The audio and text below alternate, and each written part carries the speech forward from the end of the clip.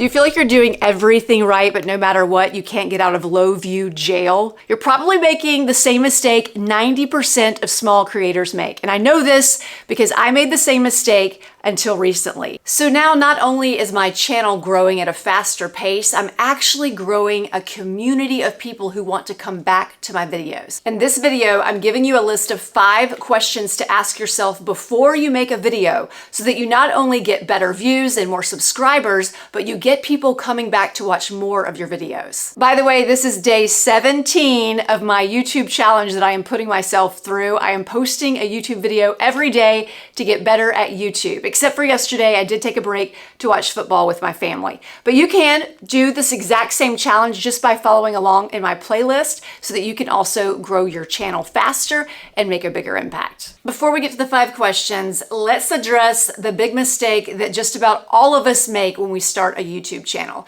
See, we think when we do what other big channels do, then automatically our channel is going to grow. But the problem is those big channels have super fans who are coming to their account to watch videos no matter what they post because they've been doing it for so long and growing this big community. We don't have that big community. And when it comes to the YouTube algorithm, when you first go post a video, it counts on returning viewers, people who have already seen your videos, coming to watch those videos because then it knows what kind of people like this video and it can send your video out to more people like them. But if we don't have returning viewers, then it doesn't have the data it needs to send your video to the right people. So that's why you'll hear people say your subscriber count does not really matter. It's your view count and your comments that matter because that tells YouTube you have a strong community. People like your videos. They know what kind of people like your videos, and now they can send your videos to more people like them. If you go into my analytics on my older videos, you'll see a very low number for returning viewers in the first 24 hours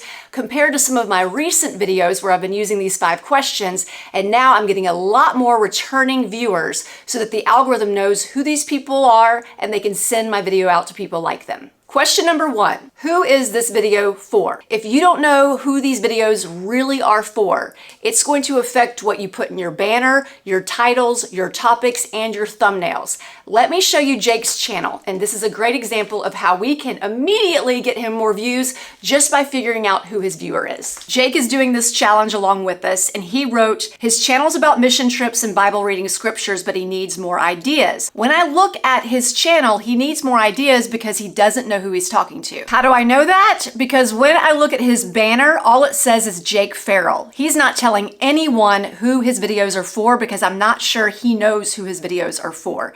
So he doesn't have a description. It's just his face. He doesn't tell you what you're going to get. Therefore, people who do land on his channel would have no idea that he's in it to tell about mission trips and give scriptures.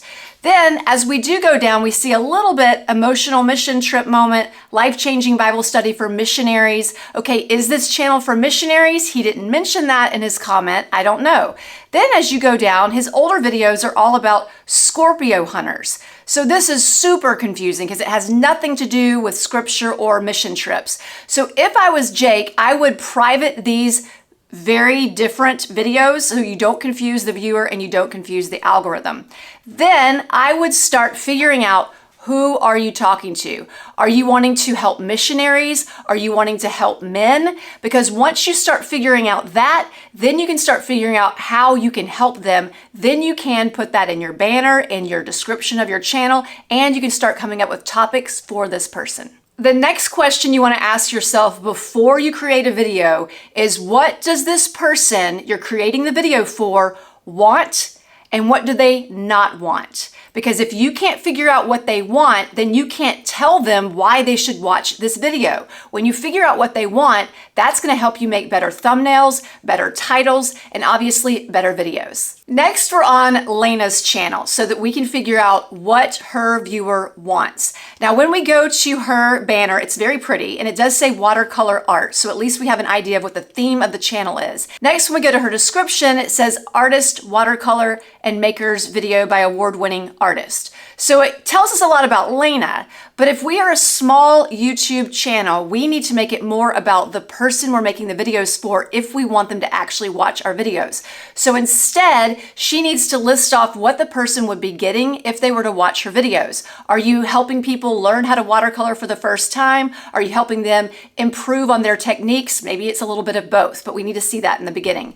Then as we scroll down, Lena has a trailer video, and this is a mistake a lot of us make because we see other big channels make it.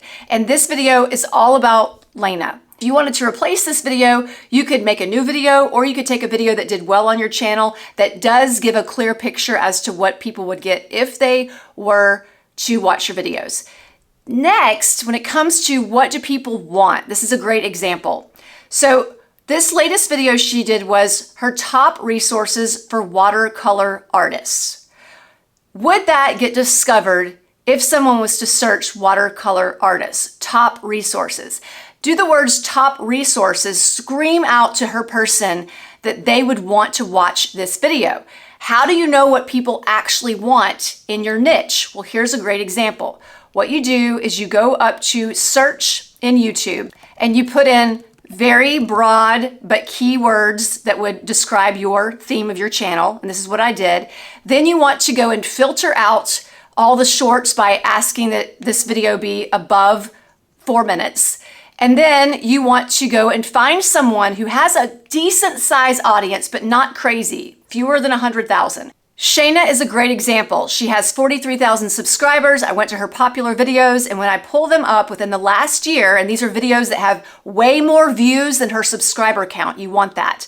And you can see that she did a series. This is her watercolor journal day 50. Series are a great way to get people coming back to your account, to increase the amount of return viewers because they want to know what the next video is going to be. So she's using that strategy.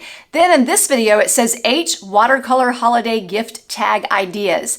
This is likely something that is very popular around the holiday season because people are looking for creative ways to make gifts. So that's something that you could consider. Then if you go down, when we talk about what people don't want, in this title it says painting small with no pressure and no fear. So she knows the beginners don't want fear and they don't want pressure. Most of us want things that save us time and are simple when we're learning something for the first time.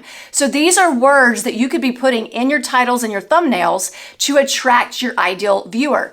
Also notice that all of her thumbnails on these high viewed videos are the actual product that she's making. So immediately she's showing the person what they're gonna get if they were to watch that video. Third question I ask myself is, what does my viewer need? I know what they want, and what they want we're gonna use to grab their attention and get them to click on the video, and we're going to package our video around that topic that they want.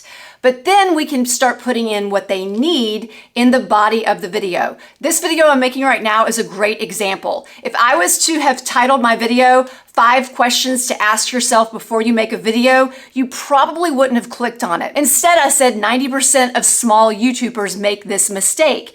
So that grabbed your attention, and that is what this video is about, but now I'm giving you what you need because I want you to have results. If I just told you what you wanted to hear, you wouldn't actually get results and you wouldn't come back to my channel. This is a great example of what I'm talking about when you go back to Lena's video about the top resources. So top resources, probably not something that they want, but they do need it. And listen to what she says right here. I have used to take my watercolor art from this to this in just a few years. Perfect. What she just showed me right there is something that she could have used for her thumbnail.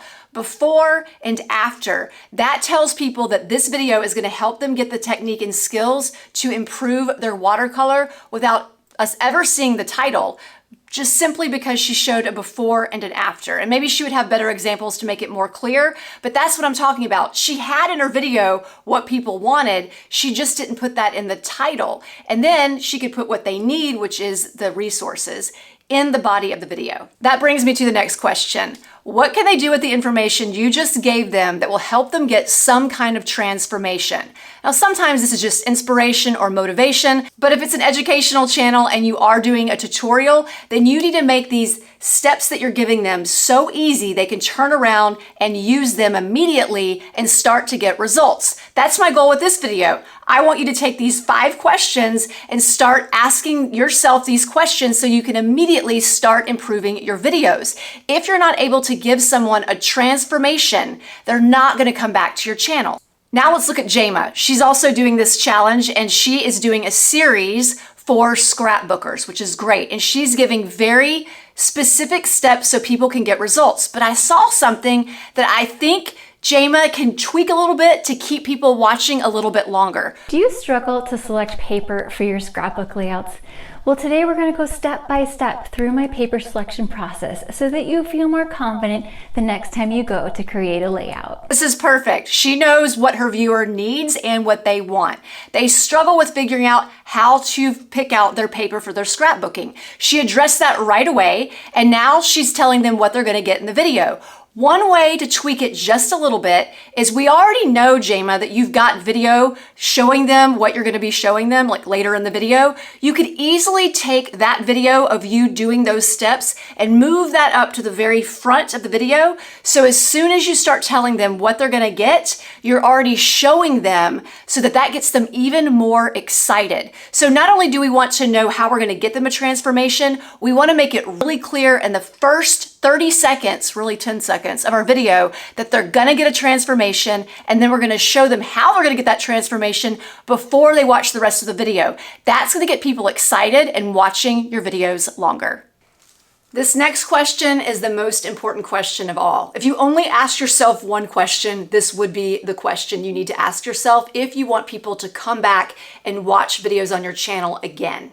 And that question is, how do I want them to feel after they watch this video? Because if you can get really clear on that, that's going to help you with what you're going to put in the video, the tone of the video, the stories you're going to share in the video, because we want people to feel something. That's how people take action. If they don't feel anything, they're not going to like your video, they're not going to comment, they're not going to subscribe, and they're not going to watch more of your videos. So in this video, my goal was to get you motivated, excited, and feel like you can do this because I gave you real life examples and tangible steps that you can use and apply to your very next video. To take the answers to these questions and apply them to a strategy, you need this video right here. So tap on this video. It gives you a simple 4-step strategy to help you grow your channel.